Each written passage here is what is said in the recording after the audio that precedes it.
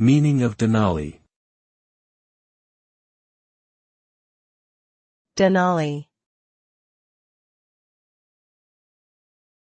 Denali. Denali.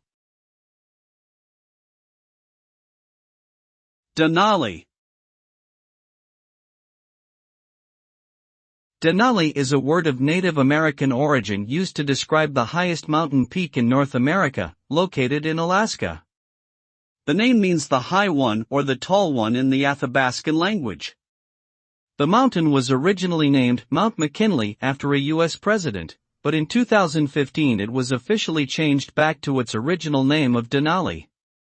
It is a popular mountaineering destination and attracts many visitors each year, offering stunning views of the surrounding wilderness and wildlife.